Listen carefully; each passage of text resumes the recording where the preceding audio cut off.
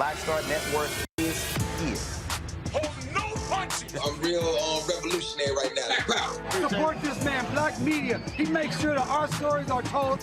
Thank you for being the voice of Black America, Roland. Stay black. I love y'all. All momentum we have now, we have to keep this going. The video looks phenomenal. See, this difference between Black Star Network and Black-owned media and something like CNN. You can't be Black-owned media and be scared. It's time to be smart. Bring your eyeballs home. You dig?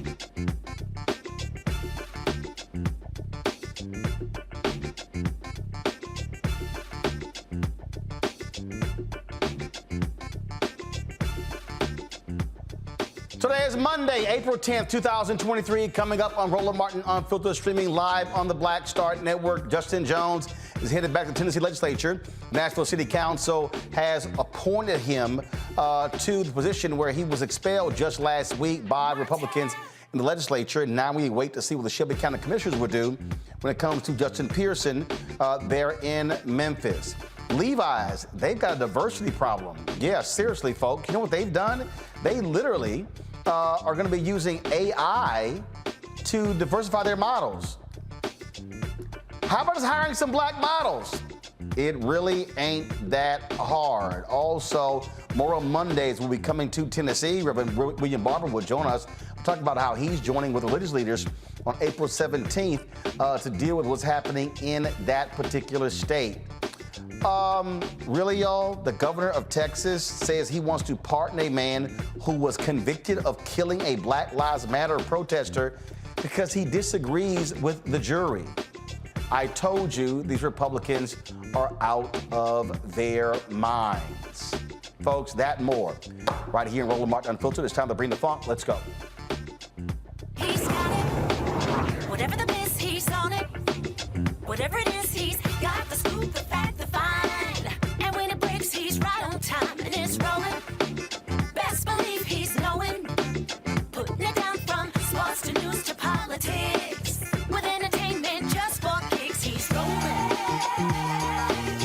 It's on go, roll, y'all. It's Roland Martin, rolling with Roland now. He's funk, he's fresh, he's real, the best, you know he's Roland Martin now.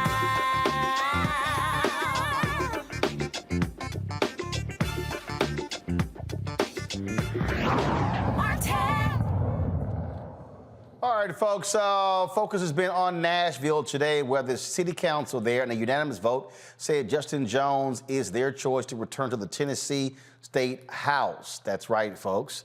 The Metro Nashville City Council reappointed Jones as their representative. Of course, that is a result of the legislature expelling him and Justin Pearson out of Memphis. This vote took place just moments ago. We've been live streaming all of this action on the Black Star Network. It was called a Day of Action in Tennessee, as supporters from across the country travel there to stand with Justin Jones, who, of course, is the target of Republican ire as a result of his, focus on the issues that African Americans care about. Now, remember, what you see here, Republicans doing all they can to control African Americans in that particular state. And so what they did last week by sitting here and expelling Jones and Pearson, they frankly caused a number of people to focus all of their ire on them. And so this is simply the first step. Now, again, the Nashville City Council made their move. Now the question is, what is going to happen to Justin Pearson? Now, we told you last week that the legislature has been literally threatening the Shelby County folks to literally to threaten them, saying, oh, they will not give them additional funding if they actually reinstate them. Here is the Nashville City Council and their decision. Guys, go to my iPad, please. Please take the vote. Ayes 30.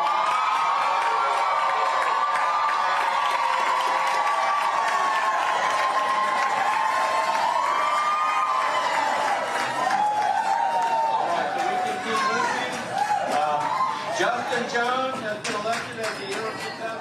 Again, Justin Jones will be returning back there. This is a huge decision. So many people are obviously focused on this. This here is a longer video. Watch this. Call for the election. We have only one nomination before us, and that is the nomination of Justin Jones to be elected to be the interim successor for the vacant seat of District 52 of the Tennessee House of Representatives. Pursuant to Rule 48, we are on the board for the vote. Mr. Clerk, tell me when we are ready. Ready? We are ready. All right. So we are going to be on the board. If you are for the election of Justin Jones to be the interim successor for the vacant seat of Tennessee House District 52, you will vote aye. If not, you will vote no. Mr. Clerk, open up the machines.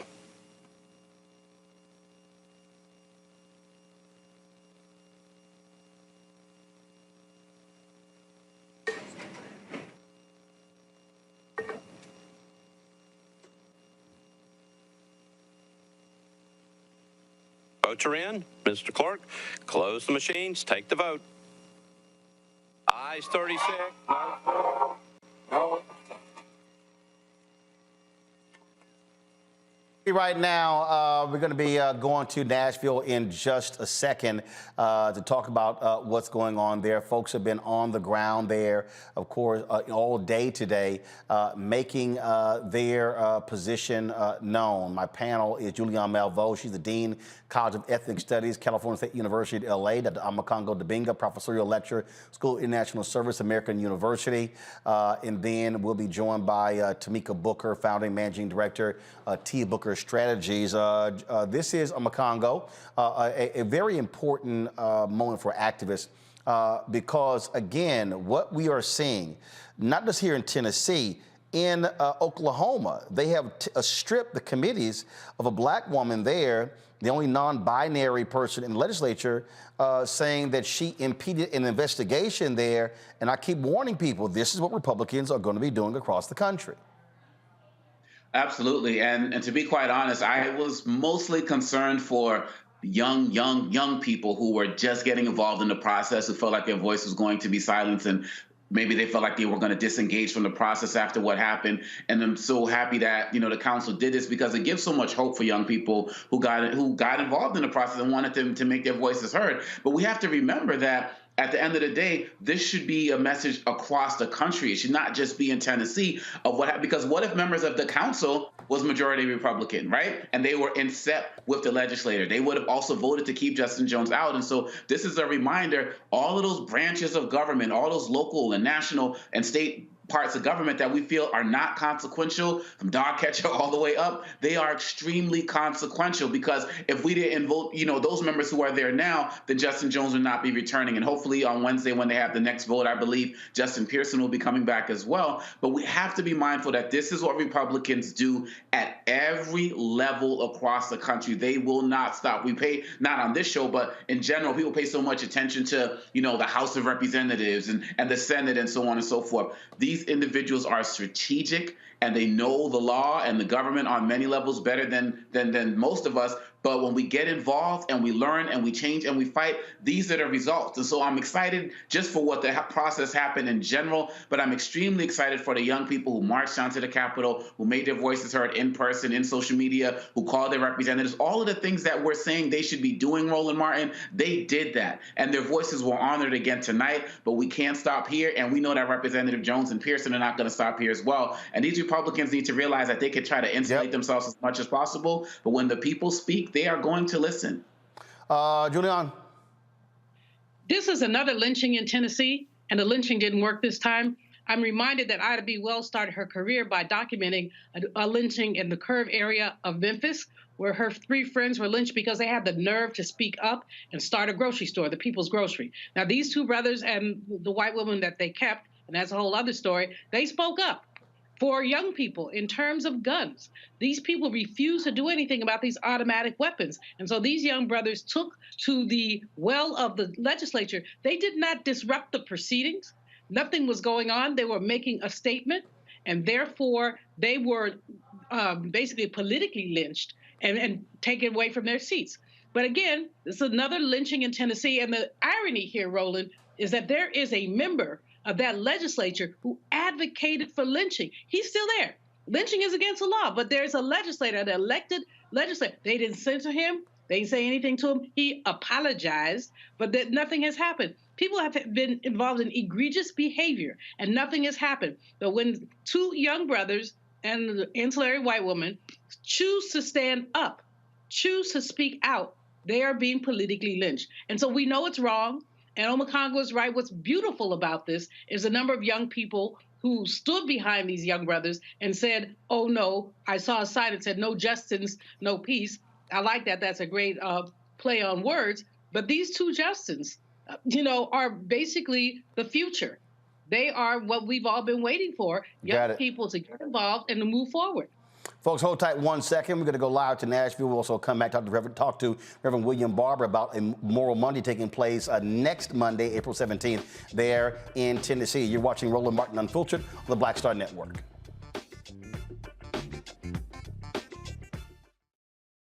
Hatred on the streets, a horrific scene, a white nationalist rally that descended into deadly violence.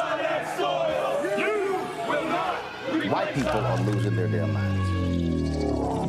as an angry pro-Trump mob storms the U.S. Capitol. We've seen shootings. We're about to see the rise of what I call white minority resistance. We have seen white folks in this country who simply cannot tolerate black folks voting. I think what we're seeing is the inevitable result of violent denial. This is part of American history. Every time that people of color have made progress, whether real or symbolic, there has been what Carol Anderson at Emory University calls white rage as a backlash. This is the rise of the Proud Boys and the Boogaloo Boys. America, there's going to be more of this. Here's all the Proud Boys, guys. This country is getting increasingly racist in its behaviors and its attitudes because of the fear of white people. The fear that they're taking our jobs, they're taking our resources, they're taking our women. This is white fear.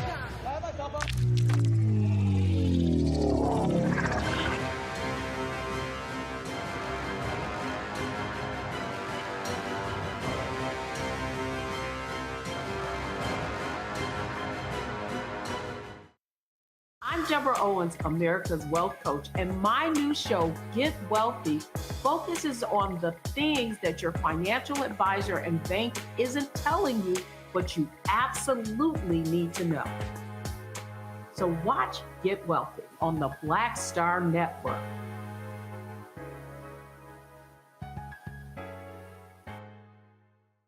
You want me to do something crazy, but I don't know what to do.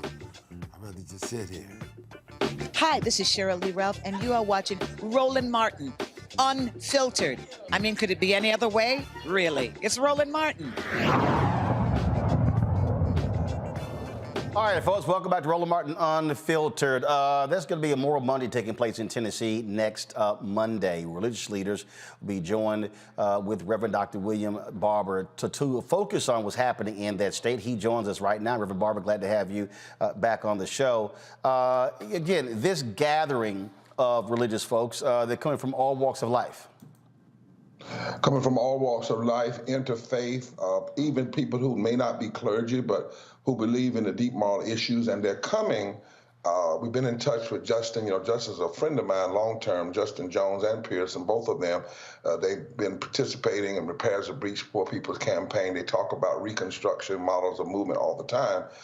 And we're coming because the issue is still the issue. Even with them voting this evening, they go back into a legislature that still refuses to deal with guns, back into a legislature that still has not passed Medicated expansion, which is another form of policy murder, because people die from lack of health care. A legislature still has not dealt with voter suppression, which is a form of policy murder because it allows people to get elected who then won't deal with guns, won't deal with Medicaid expansion, and a legislature that still will not pass a living wage. And we know that poverty, 700 people die a day, every day from poverty, 250,000 people a year. And Roland, so we're coming, and Moral Monday is not just at one day. It is religious leaders are saying, listen, we can no longer be the eulogists for these funerals and not be participant in changing policy and shifting policy. And we've got to we're willing to even put our bodies on the line and surround. These are moral issues, not just Democrat versus Republican. And Roland, I want to say a couple of things about Justin and Pearson that people may not know. First of all, these young men and the white lady, Gloria, these are not nuances. Justin spent 62 days in front of the legislature leading Moral Mondays a few years ago, fighting for Medicaid expansion. They tried to actually charge him with a felony for accidentally touching the speaker. Pearson, over in Memphis, he took on a major pipeline company that wanted to run a pipeline through the black community, the only aqua of its kind in the world, and had to take on black organizations that were taking money from the corporation. When Pearson was there for 62 days, the majority of the folk that came out and supported were white and some progressive blacks. And the lady, Gloria, she's from East Tennessee. Now, for her to be elected as a Democrat in East Tennessee, we need to understand that. And she has been quite progressive in her thinking. And so, Roland, we've got to tell the whole story. And 2 weeks ago, I'm going to say it if nobody else will, the Democrat black members of that body berated Jones, Pearson, and Gloria for standing up. So that's another side of this piece. That is why when you look at those crowds out there that are supporting them, they're not just black. They're not just black young people, they're white young people, they're Asian young people, they're black young people. What we're seeing is a modern form of Reconstruction politics that happened in the 1860s when black and white persons came together to form a new political base. And that's what Justin and both of them and Gloria are figuring out. And that's why they're saying it's not just about us. It's about building this people's movement in the South. They know, Roland, lastly, they know, and we're going to talk about this at tomorrow Monday on April 17th, right there in Tennessee and Nashville, that over 800,000 voters in Tennessee did not vote in the 2020 election. They also know that 33% of the electorate is poor and low wealth. And if you could just organize 25% of the poor and low wealth voters in Tennessee across the board around an agenda for life and income and health care and against guns, you could fundamentally shift the electoral politics because you would pull together black, white, brown, Asian, and indigenous people, people of faith, together in a political voting right, which was actually the ultimate vision of Dr. King for the South. So I think we need to go deep when we look at this and look at the complete analysis of what's going on here. That's why we're coming on the 17th, and clergy are going to be helping to open up that analysis and say, listen, we're not going to just be Sunday morning preachers, Saturday morning rabbis, and Friday morning imams. No, it's time for us to be in the center of shifting public policy in this country. Marcus Batchelor is the National Political Director for the People for the American Way. He's there in Nashville. Marcus, I don't know if you heard what Reverend Barber just said, but for 800,000 folks not voting, I mean, look, the bottom, I keep telling people the way to beat back these folks is to organize and mobilize on the ground. They can be beaten. It's just not a lock if these are red states. That's right. No. That's absolutely right, Roland. And that's exactly why not just community organizers across Tennessee, but allies on the national level, including in my organization, People for the American Way, are on the ground. One, to show support to the Tennessee Three, make sure that they're returned to their seats, but also to begin the long-term work that's going to change the political culture in Tennessee and restore democracy for people who need it. We have 2,000 members across the state, but every Tennessean deserves a democracy where their vote counts, where their representatives can speak up for their interests, and where their votes won't be overturned by arbitrary rules. And so we know that there's a lot of work to do. We've got to register people to vote. We've got to mobilize them. But I think the speaker here has awoken a sleeping giant. And I think that national allies will stick with the people of Tennessee to make sure that we roll back like was said, these really new Reconstruction rules that are happening, not just in Tennessee, but across the South. Rev Barber, you talked about those. Go ahead. And one of the things we got to make sure is I want to say yes, the speaker has, but don't forget Justin and Gloria were at this long before this moment, long before there were 6 people killed. They were out here organizing. Now, they were many times berated by traditional leadership. They ran when traditional leadership told them not to run. Gloria got elected in East Tennessee. We have to talk to that woman and understand, how do you get elected in East Tennessee, and then you're the one that puts forward a resolution about Dr. King and demands that it includes things like challenging poverty and militarism. Also, when we talk about targeting, about voting, it's registering voting, but it's got to be even more strategic than that. Many of these folks are not in safe red districts. They 75%, Roland, of the Republicans didn't even have an opponent. They didn't even have an opponent. Nobody even ran because they bought the lie that because of redistricting, there's no way you can win. Well, you can't win if you just run on a traditional Democratic platform, and that's all you talk about. But if you go in and organize poor and low wealth folk, if you show how this legislature is blocking their health care, taking their water rights, cutting their education, causing people to get sick and die, and on top of that, refusing to deal with guns. Moments come like this that open up how deadly these regressive legislatures are. And if we move in the moment, I would say the giant that has been awakened will get stronger. But we can also put it back to sleep. And I love what Pearson and Justin and Gloria are doing. They are not allowing people to make them the center. You know, Jesus, one time, Roland, they wanted to make him a king. And Jesus said, you're not going to make me a king. Every time you hear those brothers and that sister talk, they're talking about the issues. They say, listen, you didn't just expel us, you expelled 70,000 people, our constituents. You didn't just put us out, you tried to put out the voices of dead children.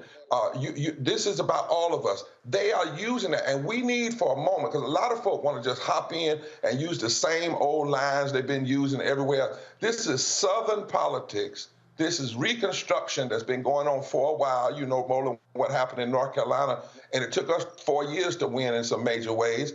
What's going on around other countries. And we need to learn in this moment and understand. I'm so tired. You're about the only one doing it, Roland. I was so tired the other day of hearing the national media. Tennessee is a red state. Tennessee is a red state. Tennessee is where Harold Ford came from also. Tennessee is where Al Gore came from. Tennessee is the state Jesse Jackson, when he ran with the Rainbow, was scared the entire Democratic Party. When he ran on a platform of pulling people together.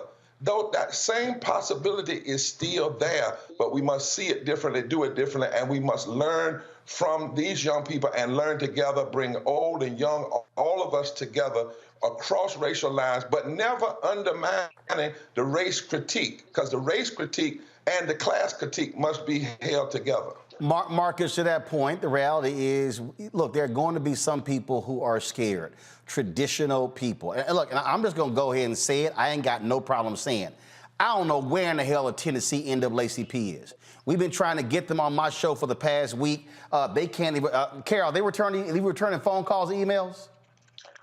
They're not returning phone calls or emails. And so guess what? Okay, waiting on traditional folk and some of those black politicians in the legislature who want to play the go along and get along game, they not be there. We got to organize around them. We can't wait on them, Marcus, to decide to wake the hell up. No, that's absolutely right. And Reverend Barber is absolutely correct that it's not just about electing traditional candidates in traditional places. It's about being brave and electing and promoting bold leaders, right? The reason that the Justins and Gloria are getting the type of pushback they've gotten is because they've stood up boldly for the issues that people broadly care about. And the fact that it looks like both of them will be swiftly returned to their seats means the voters of Nashville and Memphis believe that too. And Reverend Barber is also right in the sense that we need a Southern strategy, and organizations like mine are investing in it. We know that the seeds are planted here. That there is a progressive bench of candidates of color, working class, LGBTQ+, who are ready to lead. And we just need to invest in them. We saw what was possible in Georgia when a coalition on the ground came together with national investment. We need to do that now in Tennessee and Louisiana and Alabama because the seeds are planted. We just got to water it. Reverend Barber, Reverend Gar, go ahead.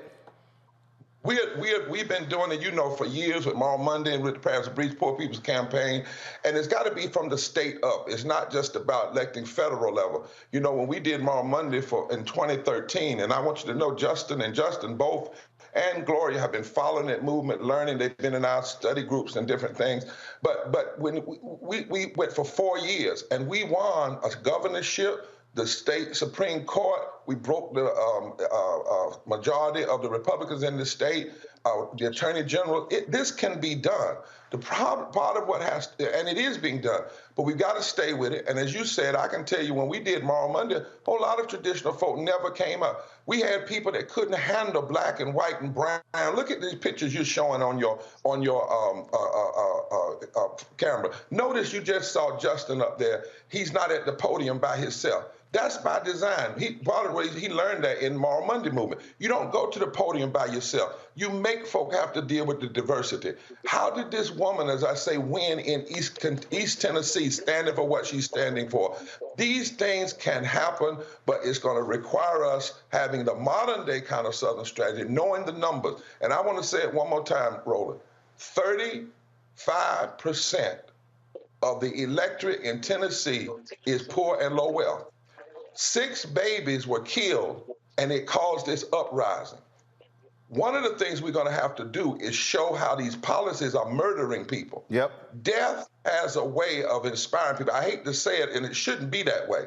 But we, just like we're exposing on the gun, we need to be talking about how many people are dying because this same legislature is denying health care. How many people are dying because they're denying living wage. And the more we show people the egregiousness and what I call policy social murder that's going on, that will give us the conscience room to build the moral movement in the South and to really shift this nation. I am extraordinarily hopeful, not just because of what's happening this week, but because I know the roots that Pearson and Justin and Gloria come from, what my dear brothers do at People of the Way. And those of us that are in organization, y'all, let's put down the damn egos and come together and build this massive movement. Indeed. Marcus, final comment. Yeah, no, I totally agree. Now's the time to come together. Now's the time to take advantage of moments like this, take advantage of people's outrage, of people's paying attention, to organize, right, to build sustained efforts for change in states across the South.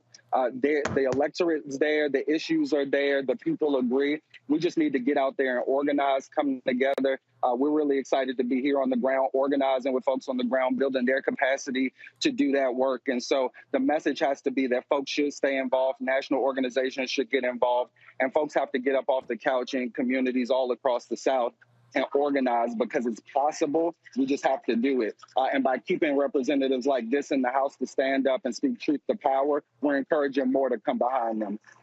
All right, Roland, that's why we're coming on the 17th too. We had this conversation. I said we were going to come after they got reinstated to let people know the reinstatement is just the beginning. Indeed. Reverend William Barber, Marcus Batchelor, we certainly appreciate it. Thanks a lot. Thank you. Folks, we come back, we'll talk with one of the Nashville City Council members about what took place there today in Nashville. We'll discuss this further. In addition, we'll talk about what's happening in Texas, where the governor of Texas wants to pardon a man who was just convicted of killing a Black Lives Matter protester. I thought this was the party of law and order. Oh, I'm sorry. It's a white man with a gun. I get it. He gets to go free. I'll explain. You're watching Roland Martin Unfiltered on the Black Star Network. If you're watching on YouTube, hit that like button, folks. More than 2,000 are watching. We should have 2,000 likes. Easy. Same thing on Facebook. Same thing on our OTT app. Don't forget, download our app, Apple phone, Android phone, Apple TV, Android TV, Roku, Amazon Fire TV, Xbox One, Samsung Smart TV. Join our Bring the Funk fan club. We need 20,000 of our fans contributing on average $50 a year. That comes out to $4.19 a month, 13 cents a day to join our Bring the Funk fan club.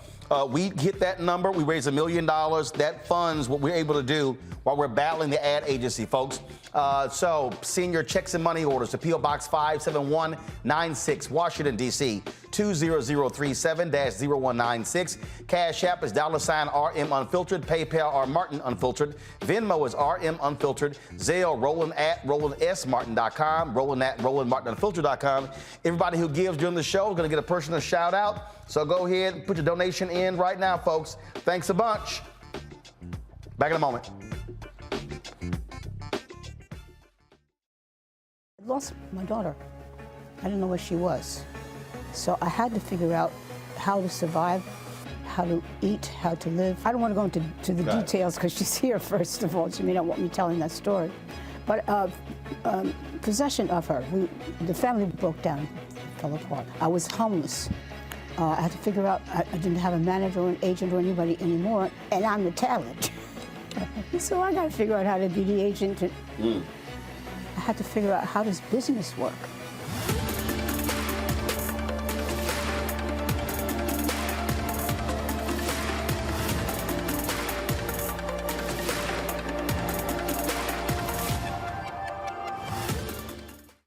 Coming up on the next Black Table, a conversation with Professor Howard W. French on his new book, Born in Blackness, covering 600 years of global African history and helping us understand how the world we know today is a gift from Black people. There could have been no West without Africa and Africa. That's on the next Black Table with me, Greg Carr, only on the Black Star Network.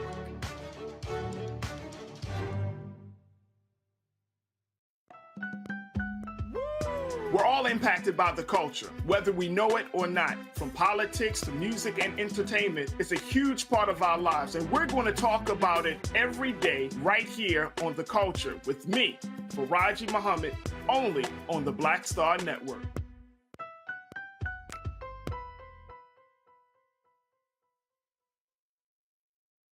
Hey, I'm Deion Cole from Blackish. Hey, I'm Arnez J.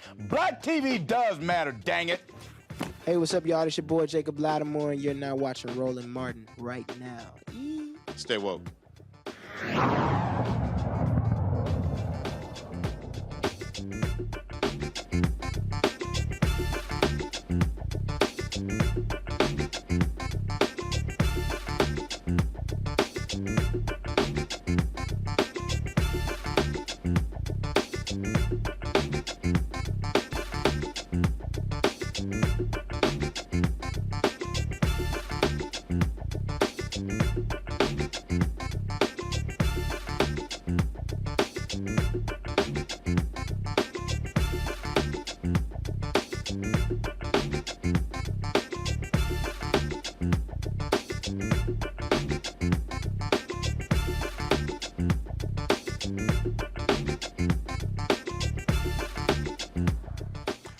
All right, folks, welcome back to Roland Martin Unfiltered. This whole point about organizing and mobilizing is critically important.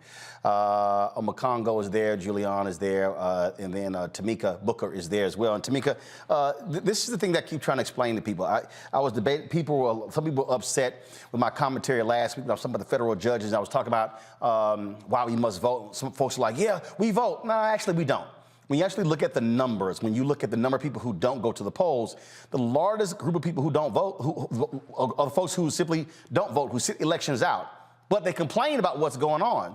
And I keep saying, how do you beat these folks? You have to out-organize them, out-mobilize them, which means you do have to go to people and make your case and not just say, vote blue. No, you actually have to articulate a vision that will get someone's attention. But these red states, Florida, Tennessee, Georgia, Texas, they can be beaten. In Texas, in the last election, 75% of young voters in Texas did not vote. That's the margin of victory. Yes, and it's unfortunate. Voting is important. We have to vote every single election cycle. We can't only choose to vote in presidentials. What we're seeing right now and what we're living are the ramifications of not voting. We were looking yesterday at this whole situation with the medication being overruled as by a judge as something that they couldn't take. How does a judge decide that? A federal judge gets appointed by a Senate that is voted by us, right? So again, it all goes back to the fact that we have to vote in every single election, and it doesn't matter whether it's an exciting presidential. We have to organize and understand that even though you may not see the effects of your vote today, you have to vote now, because sometimes those ramifications don't come down until later. So to prevent these things that are happening to us, we have to vote every single time. Municipal, our mayor races, which are municipal, our state House and Senate races, which we're dealing with right now in Tennessee. And then we have to vote for our senators, our governors, our auditors, and our presidents. We have to vote for everybody up and down the ticket. And we have to organize and motivate each other to come out and vote. It is very critical. But this is the thing here, again, Omakongo. Go to my iPad. And this is, again, 75% of Texas voters under the age of 30 did not vote. That's how you actually win, which means there has to be a strategy that talks to them not a month before the election, but again, a year out. If you are Biden-Harris, you are doing that today.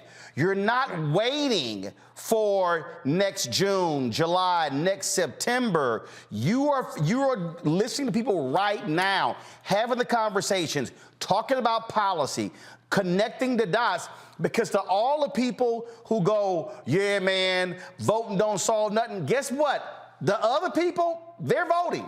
They're showing up. And that's why they're getting what they want, because they're not sitting elections out. I remember when I had a run for city council in DC, and I was on the corner campaigning, and I was talking to one woman trying to convince her to vote. And one of the things she just said, she didn't even stop as she made her comment. She said, "I don't do that political stuff." And in my head, I'm like, this political stuff is your life. There's nothing that you're involved in on a daily basis that doesn't involve somebody making a political decision. And so when it comes to these young people in Texas with 75%, I place that blame on the Democrats. We are obviously talking about how organized the Republicans are. We talk about how they don't fall in love with their candidates. They fall in line, and how they have this political machine going. We know all of that. If the Democrats have not come up with a solution to counter that by now, I'm nervous about 2024. Wisconsin does make me hopeful because many young people came out as it relates to the election of that Supreme Court judge. So many young people there are starting to get the picture, but we need more. I was talking to my students at American University today, and I said, by the end of this semester, I want you to come up with a list of how many rights you have lost in this country since you became an adult. And if they don't directly affect you, they affect somebody else in this country. How many have you lost? Because sometimes we feel like they're not paying attention. They get caught up in these rules, Roe v. Wade, and so on and so forth, and they throw their hands up because they're not as used to the whole political process. So like you said, Roland, it starts now. It starts yesterday, getting these young people involved. Jamie Harrison, DNC, local organizations. What are we doing to reach these young people? So many of them see the stories about, oh, they're trying to prevent us from voting, voter IDs, hunting licenses versus college campuses, whatever. We know what the Republicans are going to do. But at this point, we have to start working on our grassroots, because at this point, it's no longer about what they're going to do. It's about what we're doing. And I just got to say this, Roland. So many people who are talking about the two Justins were so caught up on talking about how articulate they are, how inspiring they are. And my thing is, like, for our community, we expect to see our young people like that. Have you met the interns at the Roland Martin Show from Howard University? Don't get so caught up in their personalities that you forget the issues that they're fighting for, that Reverend Barber brought up in the last segment. And that's also something we have to connect to those young voters in Texas, because there are real legislators there fighting real issues that affect their real lives, not just now, but in the future as well. Here's the thing here, Julian, and this is where I will disagree. We can't wait on a party. Now, here's why. Once you start waiting on a party, first of all, you get caught up in the white consultants who want to put all the money into television. I keep saying to people, don't give money to any of these candidates or the party. Send that money to repairs of the breach. Black Voters Matter, Until Freedom, Georgia Stand Up. Send it to groups who are going to be about the ground game. That's how you hit the numbers. If you go back to my iPad here, this is what this, according to the Texas Tribune, only 50% of Texas's 36 public universities had an on-campus early voting location. Only 20% of Texas's 9 historically black colleges and universities, and only 2 had voting sites before Election Day. Guess what? If we already know that, that's what you focus on right now for 2024. Roland, you're absolutely right. A mayor lost an election in Greensboro, black woman. North Carolina A&T State University, only 10% of the students came out to vote. Of course, I must note that Bennett Bells are voting bells, and probably 90% of the Bennett students came out and vote. But basically, you can organize to get a polling place, or folks like, as you say, Black Lives Matter, Until Freedom, can organize to get the folks to the polls. Congresswoman Alma Adams, who was a Bennett faculty member, made sure that people got to the polls, rides, any other kind of way. I agree with you fully about the Democratic Party. I mean, I think that it's been captured. God bless Jamie Harrison, but they have a list of consultants. We're not on there. It is white consultants who have their own way. If not for white consultants, we might have had a black man, Mandela Barnes, in the Senate. And the sister from North Carolina, Sherry Beasley, had she used her own consultants, there are key places in North Carolina where she did not go. She did not go to the hood because the white folks told her not to go to the hood. Where were the votes for her? In the hood. And so we cannot, we can't rely on other people to do our organizing, nor to put out our strategies. We know our people. Some of us, you're back with Reverend Jackson. I ran for office in 1984. I guess that makes me old, which is true. Omekongo is running for office. We know where our people are. We know what the strategy is. But we allow other people to tell us where we're going to get the vote. Now, I don't think it's either or. I think it's both and. Let the white consultants do what they do, but let the black consultants, the black people, the grassroots organizations, the Melanie Campbells, the Tamika Mallory's, let those folks do what they do. And do not think that giving money to the Democratic Party, they are going to ask you to chip until you chip yourself out. I mean, every day I get at least a dozen emails. Can you chip in $3? Can you chip in $5? Well, MasterCard or whoever is going to take all of that, so you're just trying to build your list. No, I'm not chipping in split. But what I will do is work with the folks who are doing the ground game. Right. Because the ground game is what makes a difference. Absolutely. All right, folks, got to go to a break. We come back more on Roland Martin Unfiltered on the Black Star Network. Shout out to Kerry Morant, Sammy Sawyers, Darnell Williams, also Karen, Keith, Yap, Bina, Mel Horta. Let's see here. Let's see who else we have. Barber Jones. Let's see here. K. Bernard Chase, Zelma Hall, Kenneth Ramsey, Eric Davenport, Terrell Brown, Michelle Wilson, Willie. Let's see who else. Lynn Williams and Fayetta Sawyers. They all have given during the show. If you want to join our Bring the Funk fan club, check and money order P.O. Box 57196, Washington, D.C. 20037-0196. Cash App, $RM Unfiltered. PayPal, R Martin Unfiltered. Venmo is RM Unfiltered. Zelle, Roland at RolandSMartin.com. Roland at RolandMartinUnfiltered.com. We'll be right back.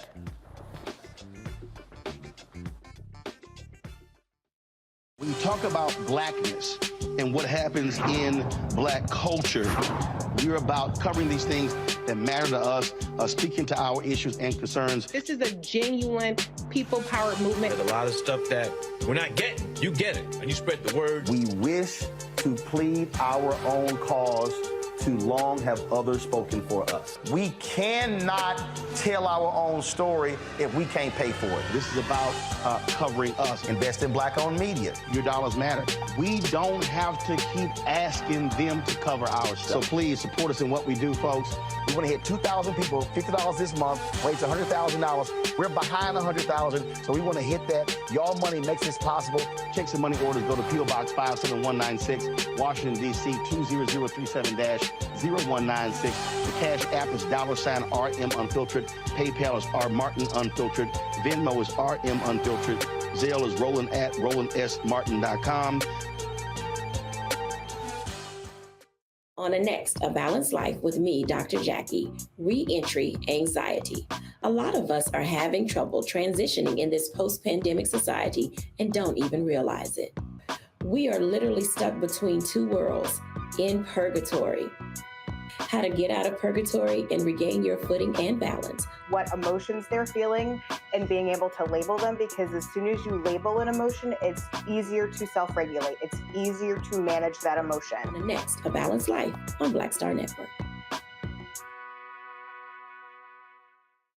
Hey, what's up, everybody? It's Godfrey, the funniest dude on the planet. Hi, I'm Israel Houghton. Apparently, the other message I did was not fun enough. So this is fun. You are watching Roland Martin, my man, Unfiltered.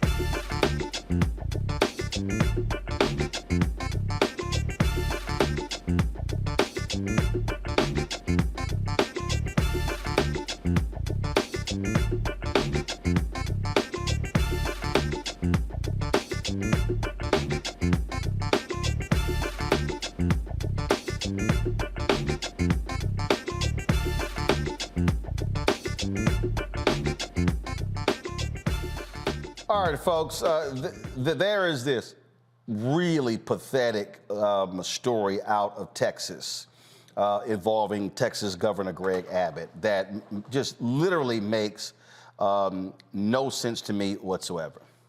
So Abbott wants to parole a man who was just convicted, again, just convicted of murder.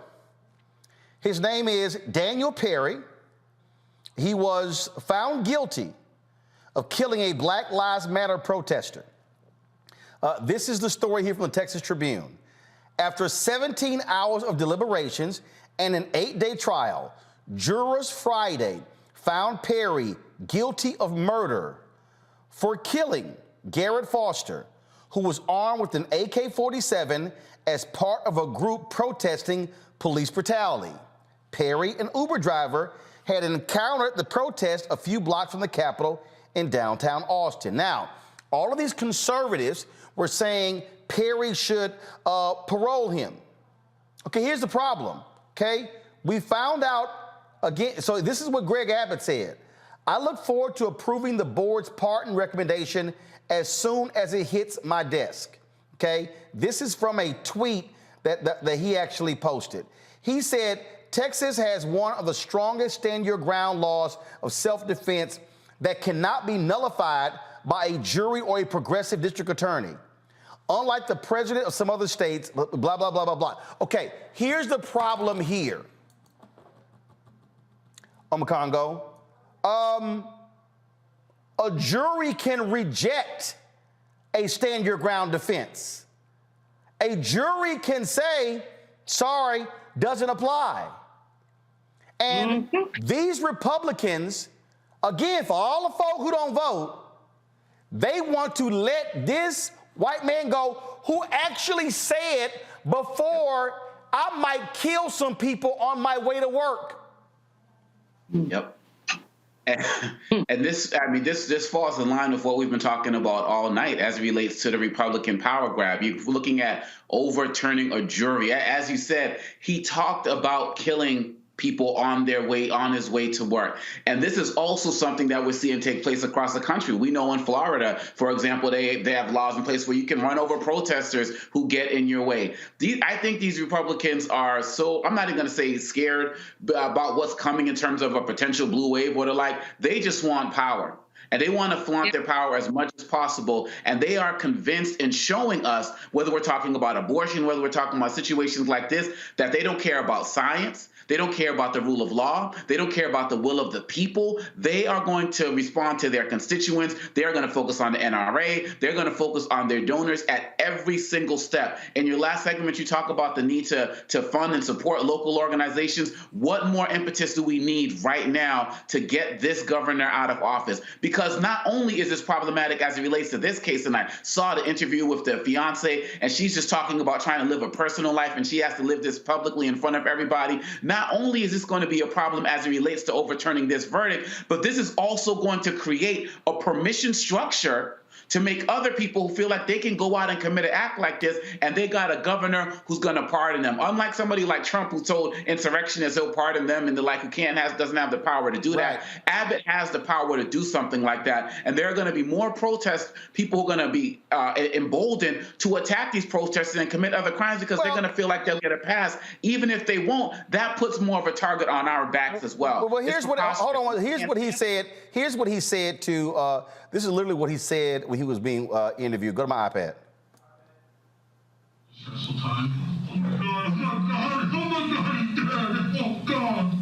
Footage of Daniel Perry's police interview after he killed Garrett Foster was played in the courtroom during his murder trial. Former Austin Police homicide detective David Fugit was the one to conduct the interview with Perry. In it, Detective Fugit had Perry demonstrate how Foster carried his rifle. How high did that barrel come up? Went up probably about right there. Okay, was it aimed at you? I believe it was aimed at, I believe he was going to aim it at me. I didn't want to give him a chance to aim at me, you know? And then what All Perry right, did right there. while he was... I didn't want to give him an opportunity to aim at me. Julian, Texas is a right to carry state.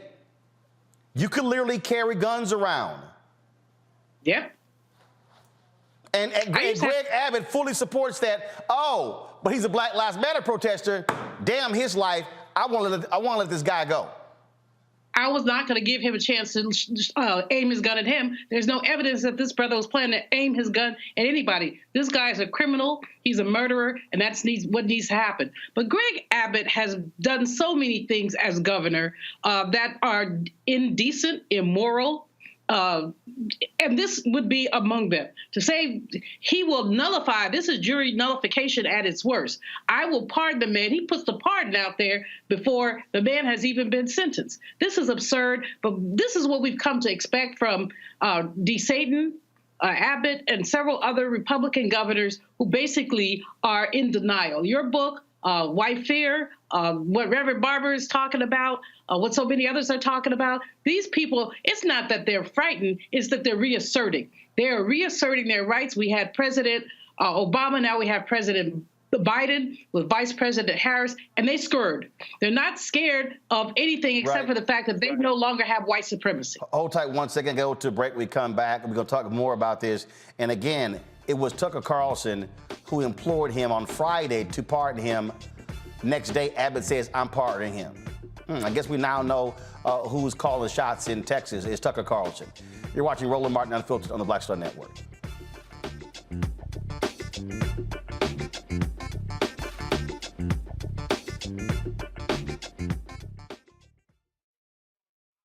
Hi, I'm Dr. Jackie Hood Martin, and I have a question for you. Ever feel as if your life is teetering and the weight and pressure of the world is consistently on your shoulders? Well, let me tell you, living a balanced life isn't easy. Join me each Tuesday on Black Star Network for A Balanced Life with Dr. Jackie. We'll laugh together, cry together, pull ourselves together, and cheer each other on. So join me for new shows each Tuesday on Black Star Network, A Balanced Life with Dr. Jackie.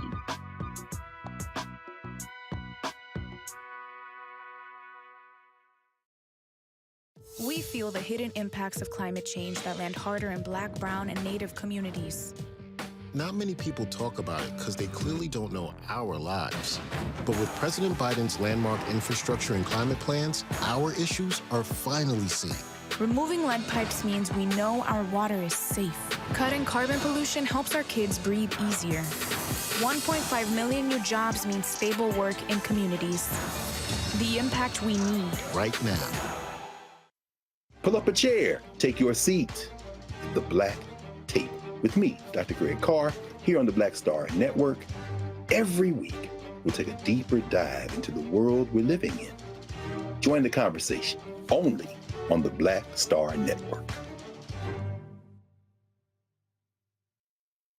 Carl Payne pretended to be Roland Martin. Holla! You are watching Roland Martin, and I'm on his show today. And it's, what, huh? You should have some cue cards. Hey, what's up, y'all? It's your boy, Jacob Lattimore, and you're now watching Roland Martin right now.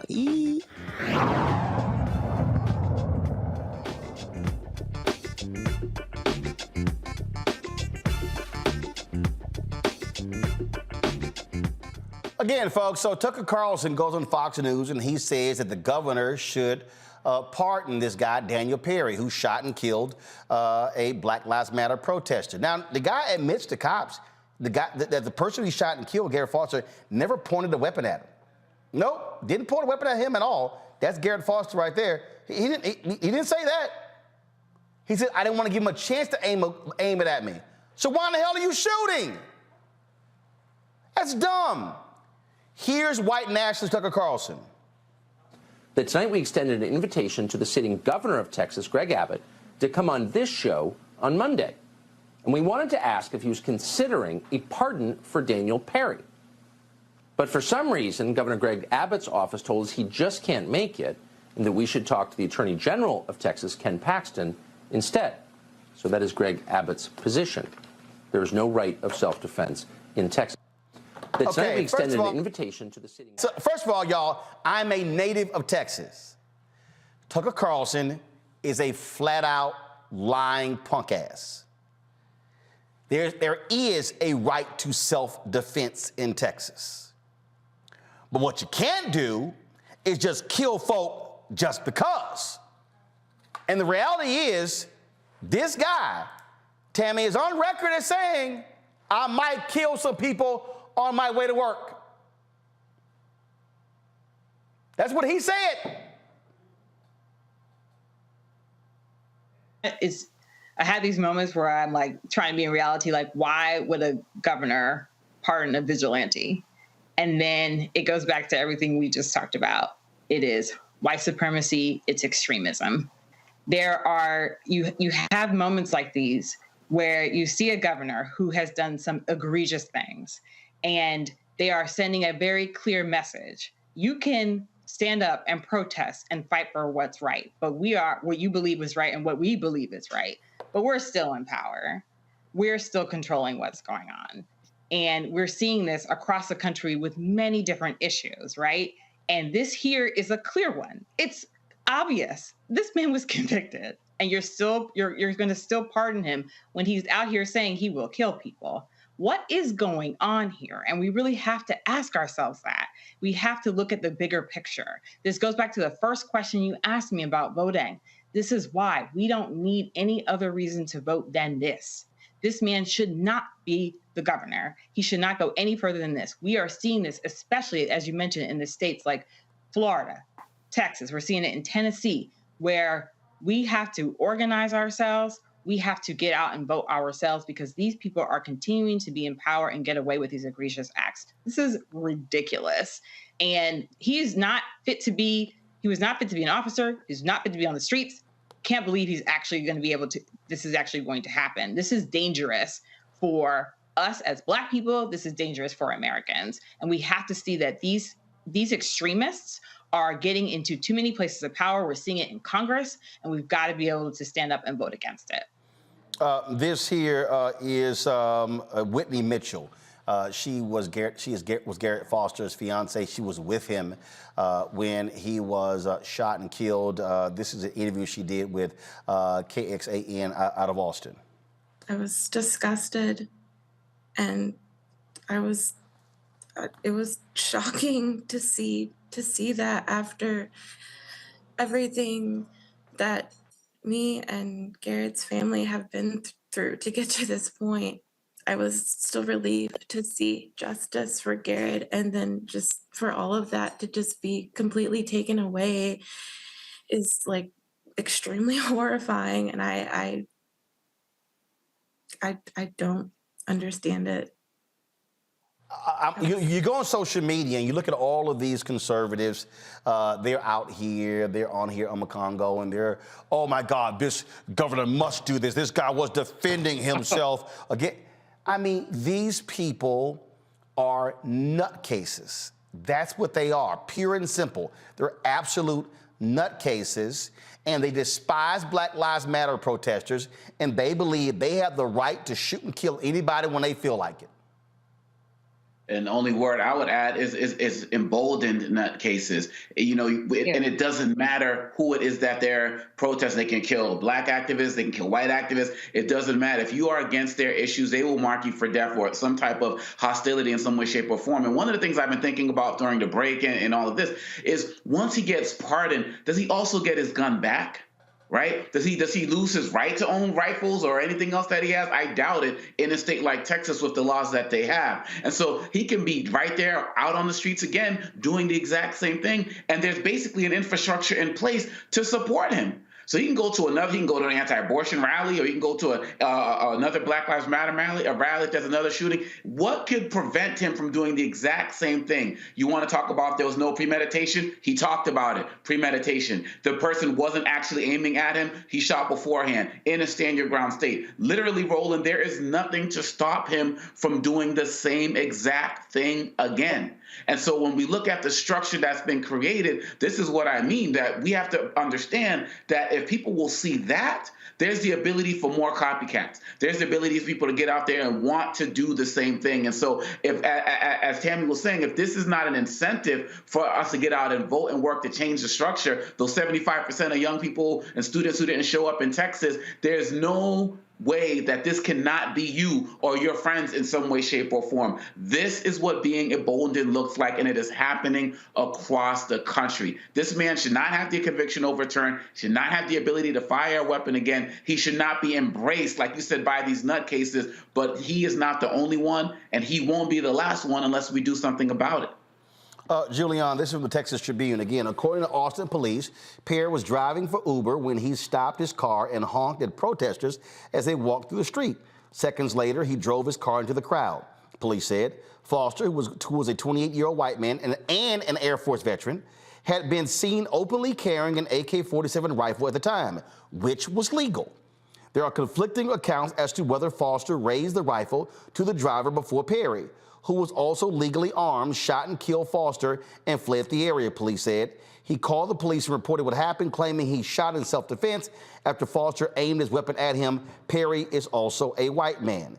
Perry's defense argued that the shooting was justified under the state's Stand Your Ground law, which allows deadly force to be used by those who feel they are in danger. But again, here's the thing that's crazy here, okay?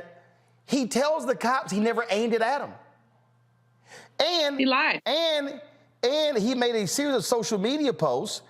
Again, Perry's earlier social media posts about retaliating against protesters raised questions about the shooter's state of mind and his self-defense claim. Okay, let me click that. All right.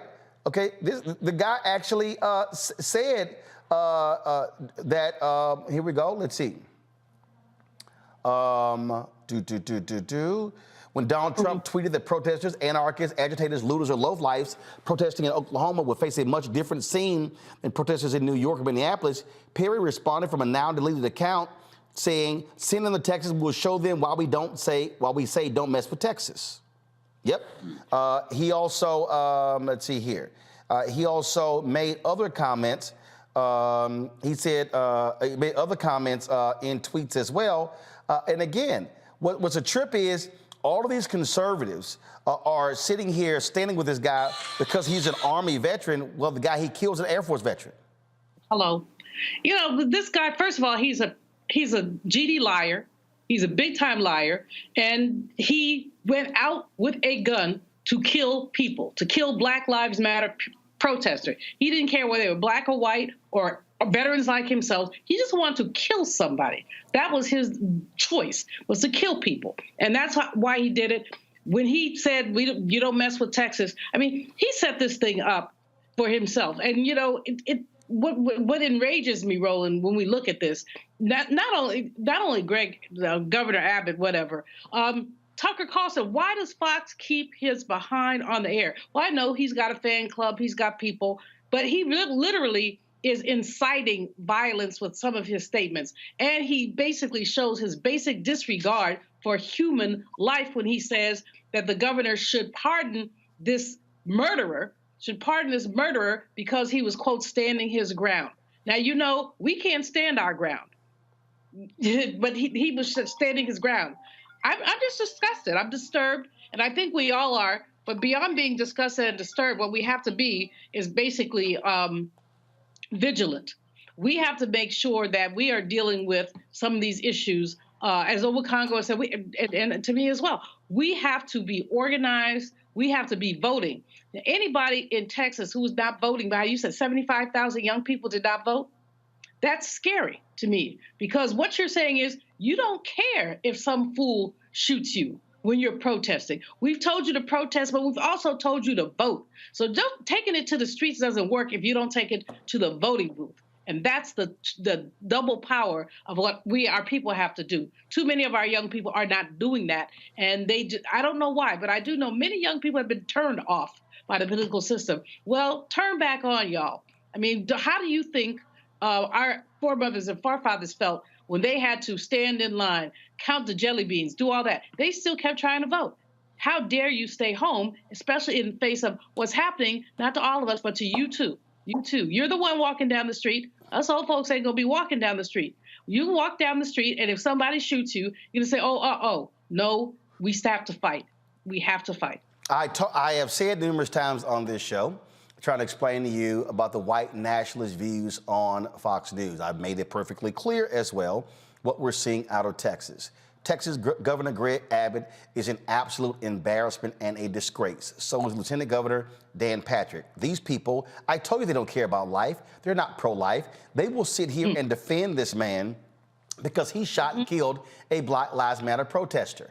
Oh, well, the guy was carrying an AK-47. You're the same idiots who support gun legislation. You're the same ones who support folks being able to carry guns wherever they want to go at any time like it's no big deal. You're the same people. But now all of a sudden, you want to holler, there's a stand your ground law. And then you want to talk about being law and order, but you are interfering with a district attorney. You're interfering with a jury that made the decision. And now you want to say, I'm going to recommend issuing a pardon? This is why I keep talking about why voting matters. When 75% of young voters under the age of 30 stayed at home, guess what? You empowered the Greg Abbotts. You empowered the Dan Patricks. You empower these idiots in the legislature who have a supermajority on the Republican side who keep doing whatever the hell they want to do, and they don't actually care about actual Texans. No, what they care about are lunatics, MAGA lunatics who want to shoot and kill. And you're defending somebody who shot and killed a Black Lives Matter protester. Fine, show me a progressive who carries a gun who shoots and kills somebody marching for the Second Amendment. I guarantee you, Greg Abbott and Dan Patrick and Attorney General Ken Paxton will not be standing with them, will not be supporting them.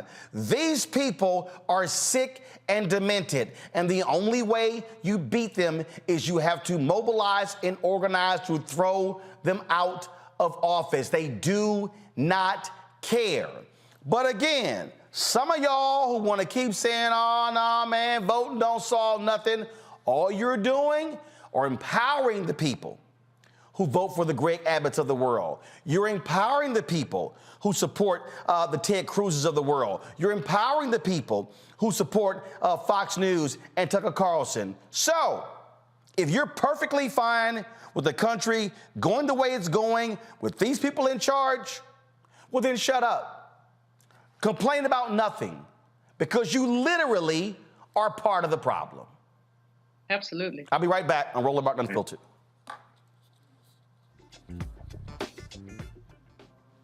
All right, talk about blackness and what happens in black culture. We're about covering these things that matter to us, speaking to our issues and concerns. This is a genuine people-powered movement. There's a lot of stuff that we're not getting. You get it, and you spread the word. We wish to plead our own cause. Too long have others spoken for us. We cannot tell our own story if we can't pay for it. This is about covering us. Invest in black-owned media. Your dollars matter. We don't have to keep asking them to cover our stuff. So please support us in what we do, folks. We want to hit 2,000 people, $50 this month, raise $100,000. We're behind 100,000, so we want to hit that. Y'all money makes this possible. Checks and money orders go to P.O. Box 57196, Washington, D.C. 20037-0196. The Cash App is $RM Unfiltered. PayPal is R Martin Unfiltered. Venmo is RM Unfiltered. Zelle is Roland at RolandSMartin.com.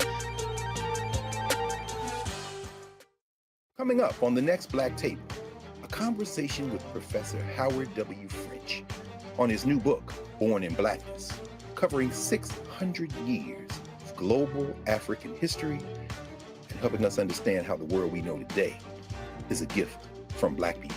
There could have been no West without Africa and Africa. That's on the next Black Table with me, Greg Carr, only on the Black Star Network.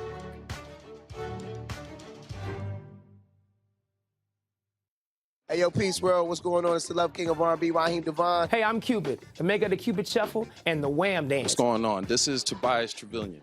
And if you're ready, you are listening to and you are watching Roland Martin Unfiltered.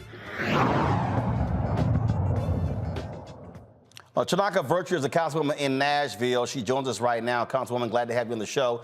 More than an hour ago, the council voted unanimously to return Justin Jones to the Tennessee legislature. Were y'all under the same pressure as the Shelby County commissioners, where Republicans were saying they would stop funding initiatives in your city if y'all voted this way? So not direct pressure like that, Roland, and thank you for having me.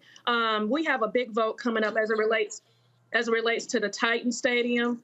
But, you know, other than the pressure that they was trying to invoke down for the commissioners in Shelby County, we really didn't have that type of pressure. They're doing other tactics here in Nashville, like tampering with our sports authority. So they have other methods to target Nashville. They don't do the same tactics like how they do down in Shelby County. Well, and the thing here is that, I mean, again, these are the same people who love to talk about local control, except when they're not in power. Yeah, Roland. So what happens is, to your point, we got to become more and more strategic in our efforts. Voting is very critical, especially for a state like Tennessee. We're a non-ballot initiative state, so that means a lot of our issues we can't bring before the people anyway. So, you know, this is a huge moment. Voter suppression, these type of tactics, we've been enduring it for a very long time. The Justins, they just brought this to the surface so that it's a national movement now, and everyone is actually watching. So I want to thank you in this platform for just highlighting what's happening here to Black folks here in Tennessee. You were actually one of the first to cover the Justins in the state legislature. So just thank you for that. Well, appreciate it, and that's why we do what we do. You do it, man. I appreciate it. I appreciate it. But again, give people an understanding of the hell that y'all are having to endure. I mean, these Republicans are trying to not go after your sports authority, the airport. They split Nashville into multiple congressional districts to take away one of the Democrats elected there as well. I mean, there is an outright war on Democrats by Republicans in Tennessee. Yeah, Roland, I would argue that it's not just Democrats. Davidson County, Nashville, and Shelby County, they're the two largest cities that has the most Black people. I would argue that this is an attack on Black people. So to add to those other things, the sports authority, the airport authority, they also trying to reduce the size of the Metropolitan Council here, which we know will actually reduce the reduction of minorities here locally serving on the council here in Nashville. So, you know, one side say this is a fight against the Democrats. I say this is a fight against Black people. What they did with the Justins, that was just one example of it. But, you know, when we talk about, you know, the disenfranchisement of the voters here, 1 out of 5 Black Tennesseans can't vote because they're prohibited by law. That's 450,000 Black folks that can't vote in this state, and no one is saying nothing.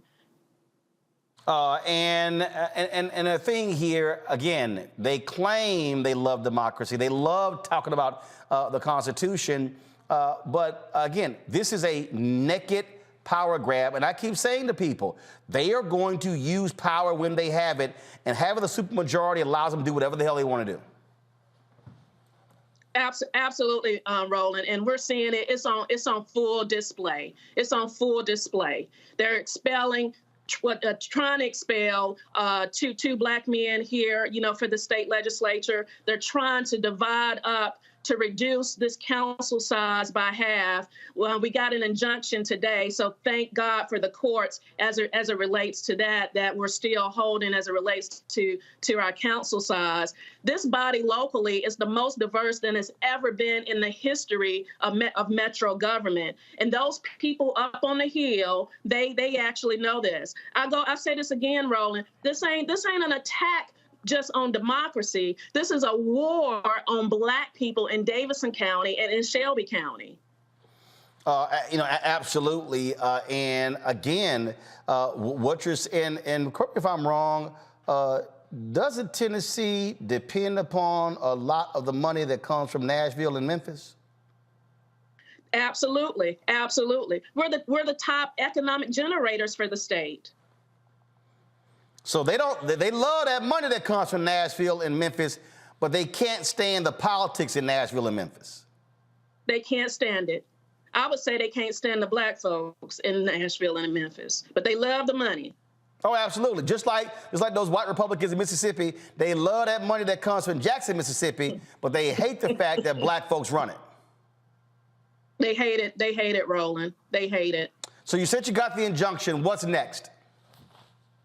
So what's next is that, he's going to have to run for his seat in a special called election. We have upcoming elections this August, which it will be for the Metro Council races, the mayor and vice mayor races.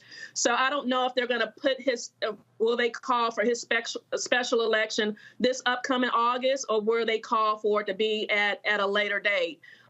With these folks, Roland, you just don't know. We have to be strategic, and we have to start preparing as if the election is tomorrow anyway. Oh, and these are the same people who also claim to be fiscal conservatives, but have no problem costing the taxpayers the cost of a special election because they're idiots.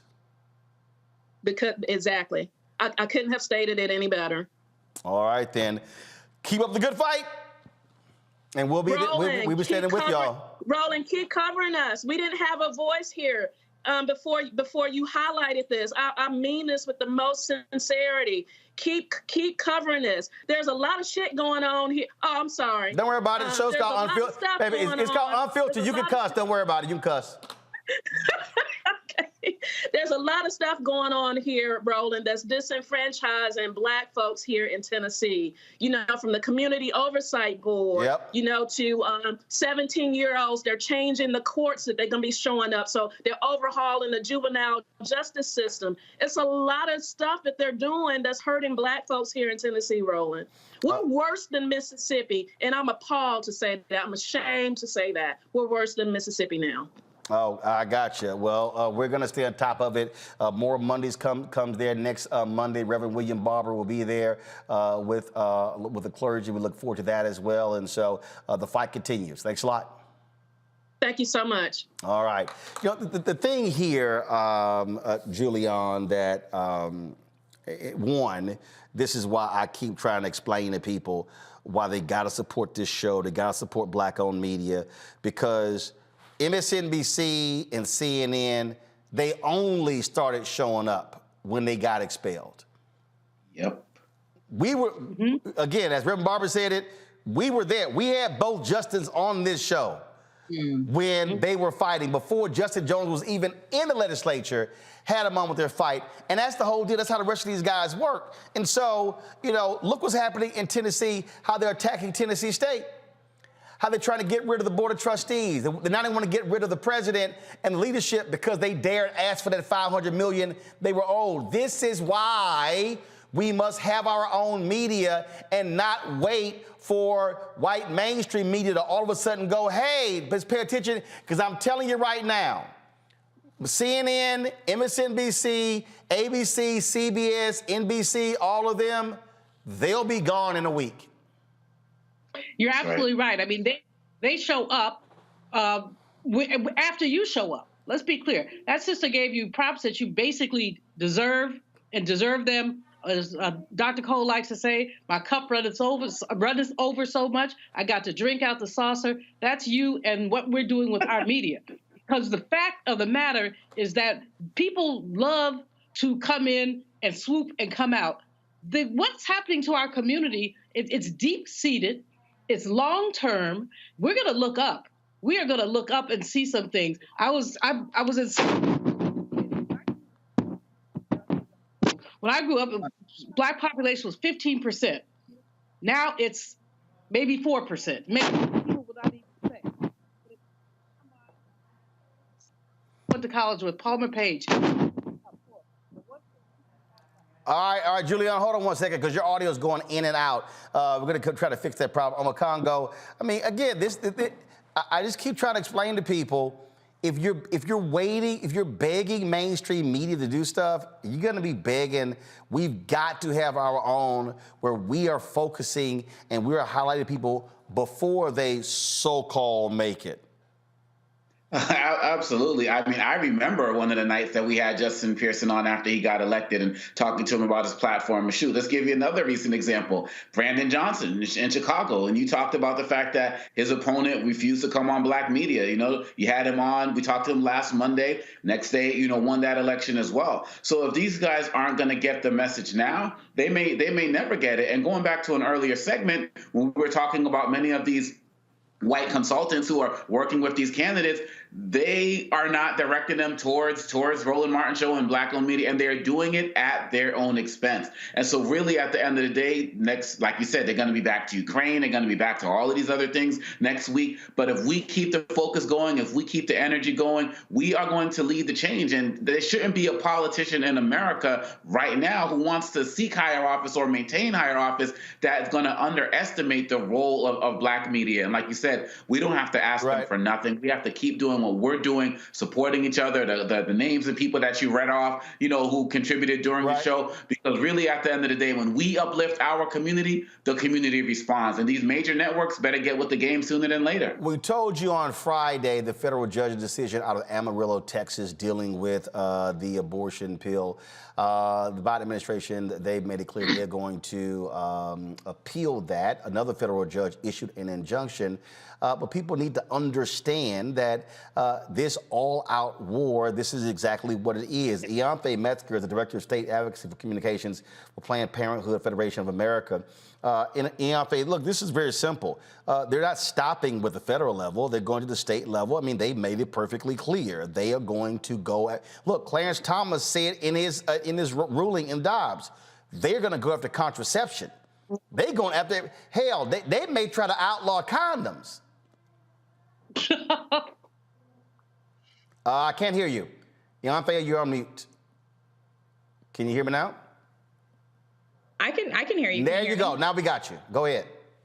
Yeah, no, I was just agreeing with you. I mean, we know that it was never just about abortion. It was about controlling people's bodies, their ability to reproduce and control their own lives and futures. And this was just the beginning. You know, we saw on Friday one judge in one district in one state say, by using junk science, that a pill that has been approved by the FDA more than 20 years ago, used by more than 5 million people across America, is null and void, that approval, which is absurd. Like, we shouldn't even be here. But that is the world that the anti-abortion movement has created, and we have to fight back and figure out how we're going to get out of this, because this is the hellscape that the right has created right now.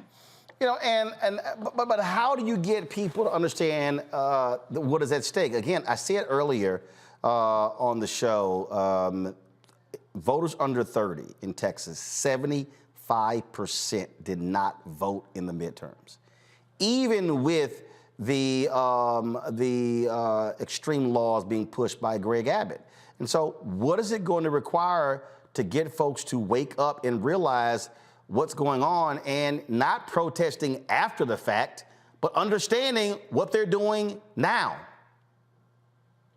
Yeah, I mean, even before Roe v. Wade was overturned, we saw that there was a huge believability gap. People just did not think this would happen. And we have been screaming from the rooftops, yes, Roe was under attack. From the instant that Trump was elected, we knew that the writing was on the wall and people didn't believe us. But I think now, as we are going to start to see more and more of these attacks on our basic fundamental freedoms, people will be forced to pay attention. I think also, you know, people are just disenfranchised. They, you know, don't feel like they can be a part of the system, that they can make a change.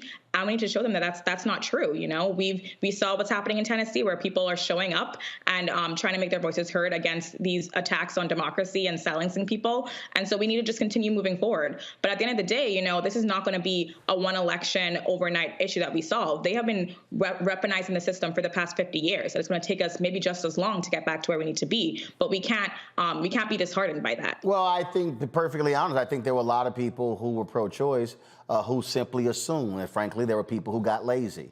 And they were like, oh, it's decided, not understanding the other side. And here's the deal, I don't know why they were shocked. The other side made it clear what they were trying to do. So it was sort of like playing a game, and they're yelling, we're telling you our play. We're telling you what we're about to do, what we're running. You might want to stop this. And so hopefully people now realize that they're going after everything. They literally want to go after contraception. They want to go after all of it. Yeah, and they've already started. I mean, we've seen them with, like, you know, rescinding Title X funding, Medicaid, all those attacks, like basic family planning dollars. Wait a minute, the woman in Iowa, the Iowa Attorney General, they're not going to pay for abortion services for people who are raped.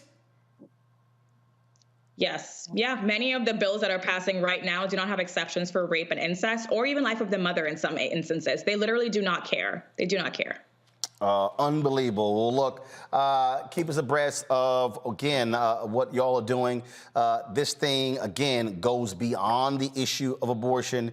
It's a lot broader than this, and folks had better understand exactly what is at play. This is a massive agenda that they are trying to lock down. I think we appreciate it. Thanks a lot. Thank you. Tamia, I want to go to you before I go to break. On that whole point, I just, when I wrote my book, White Fear, there are legislators even on the abortion issue who are like, we're tired of seeing about white babies aborted because we're losing population. That's a part of this issue. Also, the attack against Black Lives Matter protesters, that's a part of this agenda as well. And people need to get it. They need to understand there is a very clear, broad, massive agenda that is at play, and they are extremely well funded. These billionaires are pouring millions and millions and billions of dollars into this agenda, and they're going for it all. We had better understand that.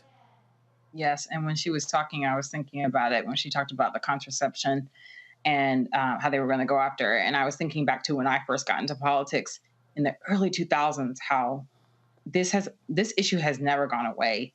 And it has been funded more and more because it has fueled the base, right? And when you fuel the right-wing base, it keeps them in power. So the only thing that they can do is continue to fuel it. And it has been successful. And they were really able to get away with it when we had the Republicans had the Senate majority for some time, and then we had Trump. And so at that time, when all three of those houses were led by Republicans, it was a lot easier to move things through. And here we are today dealing with that ramification. And those consequences now that we're seeing, we can't, it's a little late, right? Like, we are really dealing with this now. And it's scary when you think about it. It's scary because this extremism is infiltrating everywhere. It is systemic. And it is impacting our people as well. And when you look at how the abortion pill has been used, and when you think about women who in extreme cases need it, women who need it because it's their choice, women who need it because of economic reasons and health, whatever the case may be, and for this extreme view to impact so many lives broadly, it is a very scary situation to be in. And so, knowing this and being involved in organizing and a democratic strategy for a long time, and people kind of pushing it back and thinking, it's not going to work. They've never, ever kept that drumbeat quiet. That has always been there. And they were going to keep going at it until they saw success with it. And the abortion groups like Planned Parenthood and NARAL have been warning us for years of this. And we have to keep that same level of vigilance on our side to keep pushing back, because they're going to keep going as long as they keep winning. So we have to do the same exact thing. It is unfortunate and scary place to be, but that is what we need to do.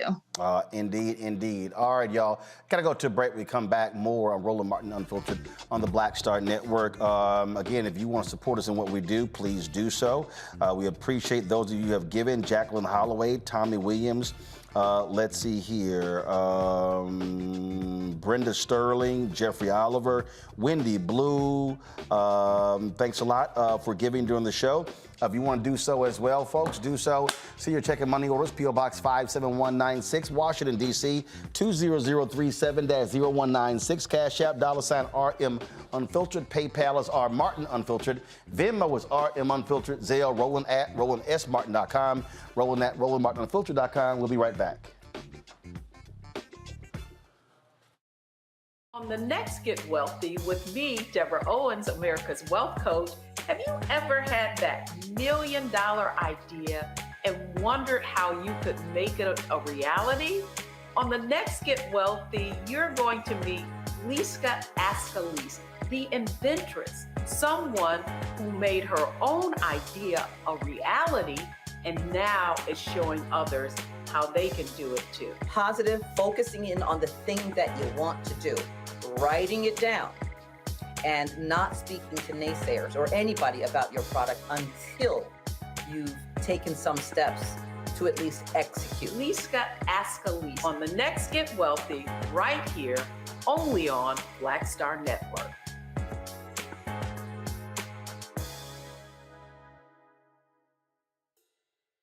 We feel the hidden impacts of climate change that land harder in Black, Brown, and Native communities. Not many people talk about it because they clearly don't know our lives. But with President Biden's landmark infrastructure and climate plans, our issues are finally seen. Removing lead pipes means we know our water is safe. Cutting carbon pollution helps our kids breathe easier. 1.5 million new jobs means stable work in communities. The impact we need. Right now. Hey, I'm Cupid, the maker of the Cupid Shuffle and the Wham Dance. What's going on? This is Tobias Trevelyan. And if you're ready, you are listening to and you are watching Roland Martin Unfiltered.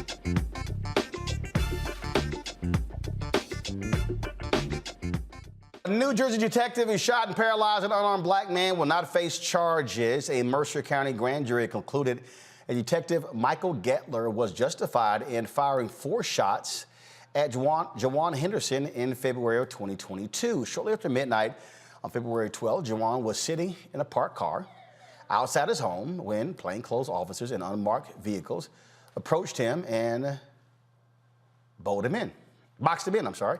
Henderson said when he reached into his car to grab his phone to call for help, he was shot 4 times through the window. Henderson is now paralyzed from the chest down. He was charged with aggravated assault, resisting arrest, and obstruction of justice. The Mercer County Prosecutor's Office dropped the aggravated assault charges. Jajuan is suing the city, alleging excessive force, negligence, and racial profiling. His attorney, Greg Zeff, joins us now from Mount Laurel, New Jersey. Greg, I'm trying to understand this here, so I'm real confused here. So help me out. Unmarked cars roll up. Thanks for having me on. Can you hear me? I can. Can you hear me? A little bit. Yep, there we go. Okay, so now here's why I'm confused. They're in unmarked cars. How the hell I'm supposed to know who's coming up on me in unmarked cars? Were lights flashing? Did he know they were cops? Eventually, he knew they were cops. After a period of time, when flashlights and guns were pointed at him. After a period of time, when they broke the window in on him. Again, he was in the car getting an iced tea at midnight. So you are correct. How is he supposed to know they're police? He was calling his baby mama inside the house to say, I don't know who these people are, but I'm in trouble.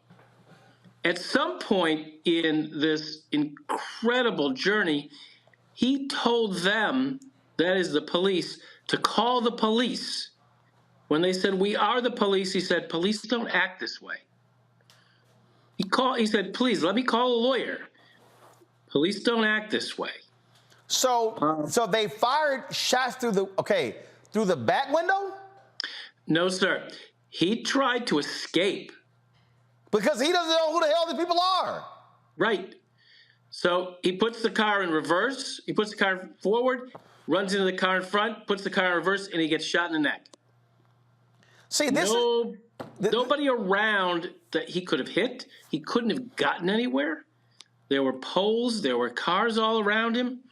I mean, the issue, Roland, isn't what happened in that instant. The issue is, why are 4 police officers with flashlights and guns going to a car that is parked with no apparent criminal activity around and pointing guns in somebody's face? And then when the person doesn't act as quickly as they want them to, why are police officers then breaking the window of the car to get the individual out? They can see in the car. They know he has no weapon. They knew he had no weapon. What are they doing? And then no criminal charges. Nothing for the police officer. Well, this goes to what I always say, is that how much leeway folks give cops in this country. Well, I think it's even more than that, because at this point, we have an issue of legitimacy. Okay. You are correct. We give police officers the authority over us to make decisions about protecting and serving. And when we do that, we expect them to behave in a certain way. And when they don't, we don't behave. And so it's a lot like a classroom with children. When the substitute teacher comes in, they kind of know that substitute isn't going to be able to withstand or do what the regular teacher does. Here you go. Now you're seeing the video. Knocking on the window. He doesn't have to roll his window down. He hasn't done anything. They're asking him for ID. Why do they need his ID in a parked car? They don't. And then if you watch this entire video, and I don't know that we're going to do that, the entire encounter takes less than 5 minutes, Roland. How do you go from you're parked in a bad spot to shooting somebody in less than 5 minutes when that person doesn't have a weapon and hasn't threatened anyone and has asked for a lawyer and has asked for police? Well, it is, look, I've covered so many of these stories, and there's just way too many to count. It happens over and over and over again. So they're not pursuing charges, so what's next for you and your client? Next for me and my client are to take them to court to go through every one of the Attorney General guidelines in New Jersey, which, by the way, are laws that police officers are supposed to obey, to show how many of those laws were broken here, starting with the duty to de-escalate a situation. Okay, when someone says to a police officer, call the police, that person obviously either doesn't understand what's going on or thinks that something is out of hand. So why not call the police, bring in a supervisor? And that's what the law kind of requires. When someone says, I want my lawyer, they're clearly not understanding the situation. So give them a minute to breathe. If you watch this whole video, my client doesn't have a minute to breathe. He's being yelled at with guns pointed at his face. And what in the world would make a police officer break the window of a car in on someone? Not the back window, not the side window, but the driver's side window, when you're trying to express authority, when you're trying to show that you're legitimate, you take a breath. You de-escalate. Well, we know that's unfortunately what cops do not do all across this country. They shoot first, and then they make up stories later. Greg, when a black man's involved, that's right. Absolutely. Greg Zeff, we appreciate it. Keep us abreast of what happens. Thank you. I appreciate you. Shout out to the NAACP, especially the New Jersey chapter, and President Smith, who's helping us along with this. All right. Thanks so much. Good luck. Thank you. All right, going to a break. We'll be back. Roland Martin Unfiltered on the Black Star Network, talking about Levi's. They want to increase diversity. So instead of actually hiring black models, they want to use artificial intelligence. Sounds to me it's a bunch of people at Levi's who aren't intelligent. You're watching the Black Star Network. I lost my daughter. I didn't know where she was. So I had to figure out how to survive, how to eat, how to live. I don't want to go into the details because she's here, first of all. She may not want me telling that story. But possession of her, the family broke down, fell apart. I was homeless. I had to figure out, I didn't have a manager or an agent or anybody anymore, and I'm the talent. So I got to figure out how to be the agent. I had to figure out, how does business work?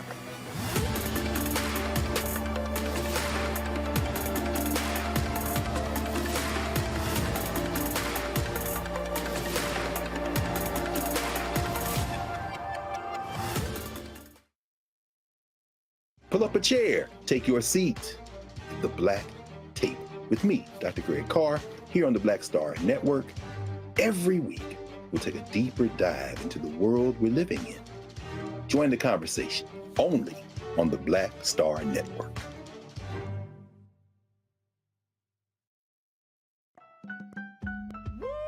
We're all impacted by the culture, whether we know it or not. From politics to music and entertainment, it's a huge part of our lives, and we're going to talk about it every day right here on The Culture with me, Faraji Muhammad, only on the Black Star Network.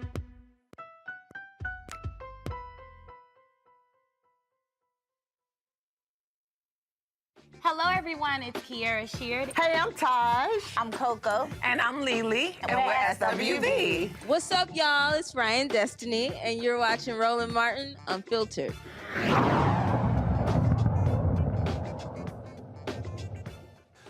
All right, folks, let's talk about a group of people who are not intelligent at all. That would be the folks at Levi's. Now, there's a new thing called artificial intelligence, where essentially you're utilizing computers and things like those sorts to create videos and photos. Well, Levi Strauss & Company, they're going to test AI-generated clothing models to increase diversity. Despite Levi's fraught history with racism, they once sold clothing with the anti-Chinese sentiment of made by white labor in the 19th century. The denim brand plans to increase diversity in response to backlash over its lack of body diversity with AI. Levi claims the tech will supplement human models rather than completely replace them after partnering with digital fashion studio Roland to test the use of AI-generated clothing models. Levi claims the experiment will allow customers to view an article of clothing on multiple models across ages, sizes, and skin tones. Levi claims using AI-generated models to promote diversity is more sustainable, and Levi will not scale back using accurate models or live photo shoots. Tamia, are you buying this? I don't really know. I mean, they were lacking diversity in models to begin with. So when you say you're going to have them later, you see I got my squint face here. I don't really know if I trust it. I think if we felt like there was adequate representation of having diverse models before, I could see, an opportunity where they were also hiring Black people to help with the AI, the creation of Black women models or Black people as models. But it just feels like, yeah, we're going to do it, but we're not really going to do it, but we're going to tell you we're going to do it. So I'm not really trusting it. I'm always leery of companies who already have issues with diversity and then try to put a PR stunt with it and then turn around and we find out later that they didn't do anything with it. And this feels to me like a situation where they can just stick some photos up there, but they can just not actually have to interact with anyone Black in real life, and that concerns me. Here's a piece from dailyhive.com. They call it corporate digital blackface. That's how they're slamming it on Macongo. And it's like, okay, how hard is it to actually find models? It's not. And in this day of social media and TikTok and Instagram and everything, it's not hard at all. This comes down to a desire and a willingness. And the fact of the matter is that Levi's is not the only one. They're the story right now, but I'm glad that we're talking about this because other companies are going to be looking at ways to use AI in every way, shape, or form to substitute from doing the real work of working with diverse populations. And one of the things that Tamia said, which is really important, is even within the utilization of the AI, are they going to be bringing in Black talent and other groups to actually do this work as well? Because one of the challenges, I talk about in my book, Lies About Black People, is that there's a fundamental nature of artificial intelligence in itself, because many of the people who are creating it are not testing their products on Black people or people with darker skin. So sometimes when we go into the bathroom and the soap dispenser doesn't work, it's not because it's broken, it's because it hasn't been tested on darker skin. And so there's a racial component at every lens of this conversation about artificial intelligence, but taking it directly back to Levi's right now, in this day and age when we are experiencing so much racism that's right out in front. When we have the Black Lives Matter protests, when we have organizations committing more to diversity, even though on some levels they make the commitment and don't do anything about it, now is the time to be more direct and more open about how you're embracing and giving real opportunities to real people to not just boost that person who's in front of the screen or on the page, but their whole team that goes along with them as well. So they had an initial announcement, Julian, then they had to put out a second one. This is their website. Recent announcement of a partnership with La La Land AI did not properly represent certain aspects of the program. For that, we take responsibility. We do not see this pilot as a means to advance diversity or as a substitute for the real action that must be taken to deliver on our diversity, equity, and inclusion goals, and it should not have been portrayed as such. Oh, but it was. And maybe that's the case because you ain't got enough diversity, equity, and inclusion. And because you don't have any diverse folks working in your PR or communications department where they could have put this out differently. It got spun the way they wanted to get spun because they basically have not considered diversity and inclusion in their communications. Not to mention just the content of this. I'm with Tamia about this whole thing of, are they going to continue to hire Black models? Not continue to hire. Do they hire them anyway? For me, this is a wake-up call for us to look at Levi and to say, what is their diversity story? Who are their Black senior executives? Who's in their communications? Where do they advertise? I mean, do they have, Roland, I know you've been to everybody. Has Levi ever come to you and said, maybe we could take out an attitude? So I'm just saying. So, they're causing us to question them in ways we may not have questioned them a year ago. Because now, our hackles are up. I'm looking and say, artificial intelligence is like there is no intelligence in an artificial intelligence that makes folks think we're going to go with okey doke about computer-generated Black folks. That's what they talk about, computer-generated Black folks. Not happening. And so let me see let's see 1 second. Marketing spend Levi's. So I'm sitting here looking at this statement here. And it says, go to my iPad. They say, this involves making sure our employees and our consumers can see themselves in how we share our products with the market, which is also manifested in a commitment to support multicultural creatives behind and in front of the camera. It's not just the right thing to do, it's a business imperative. We know that companies and communities are stronger and more successful when they are diverse and inclusive. Well, and to your point, Julian, here's my question, Levi, that I want to know. You spend, according to 2021, $434 million annually on marketing. How much of that money has actually gone to Black-owned media? I'm curious to know, What's your business diversity? Meaning, you do your transportation companies. Any black transportation companies? Black PR companies. How about other black vendors? How much money do you actually spend, Levi's? Because I own Levi's.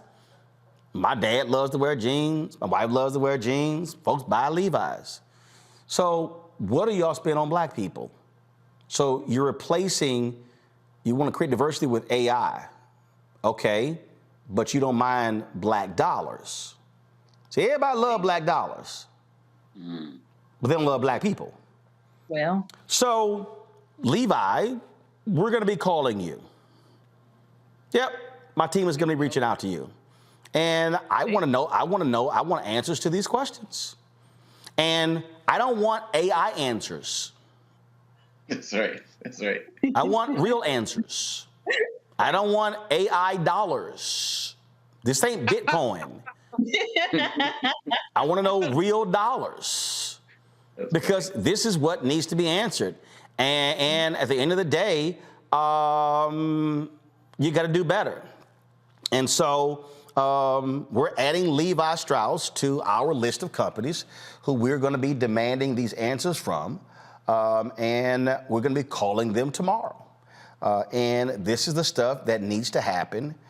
And again, if y'all believe that, hey, wait a minute, somebody just said they're going to try to send Roland a ChatBot response, which is also AI. Well, guess what? We don't accept AI answers. No. That's not what we do. It's going to have to be real answers. And so we'll see. And Levi, understand, y'all just talk about the durability of your jeans. Like, I got a pair of Levi's. I got actually 4 pair of Levi's that you would think I just bought them the other day, and I probably had them 20 years. Guess what? I'm just as durable as your jeans. And I will stay on that ass just like your jeans. I'm just letting y'all know what's about to happen. Okay? That's what's up. I mean, it did themselves. Just letting you know. Tamia, I'm a Congo. Julian, we appreciate you joining the panel today. Thank you so very much. Folks, don't forget to support us in what we do. Your dollars make it possible. We're doing all we can when it comes to demanding accountability from these advertisers to support black-owned media, but your resources do indeed matter. Please support us. Sending your check and money order to P.O. Box 57196, Washington, D.C., 20037-0196. Cash App, $RM Unfiltered. PayPal, R Martin Unfiltered. Venmo is RM Unfiltered. Zelle is Roland at RolandSMartin.com. Roland at RolandMartinUnfiltered.com.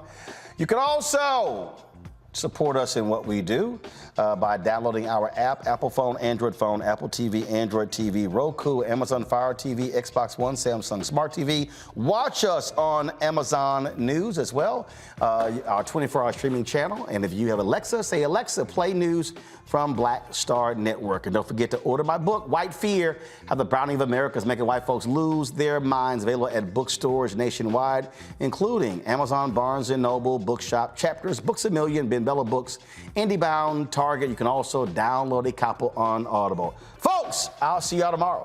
Peace.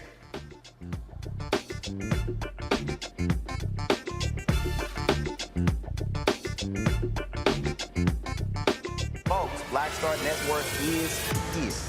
Hold no punches. I'm real revolutionary right now. Support this man, Black Media. He makes sure that our stories are told.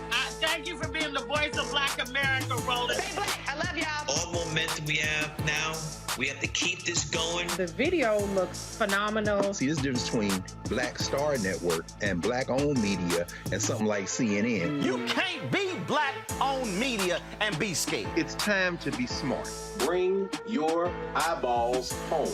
You dig? Pull up a chair. Take your seat. The Black Tape with me, Dr. Greg Carr, here on the Black Star Network. Every week, we'll take a deeper dive into the world we're living in. Join the conversation only on the Black Star Network. Hi, I'm Dr. Jackie Hood Martin, and I have a question for you. Ever feel as if your life is teetering and the weight and pressure of the world is consistently on your shoulders? Well, let me tell you, living a balanced life isn't easy. Join me each Tuesday on Black Star Network for A Balanced Life with Dr. Jackie.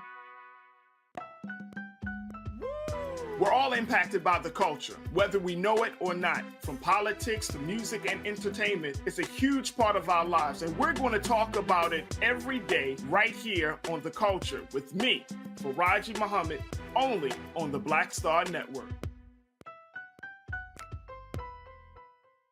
I'm Deborah Owens, America's Wealth Coach, and my new show, Get Wealthy, focuses on the things that your financial advisor and bank isn't telling you, but you absolutely need to know.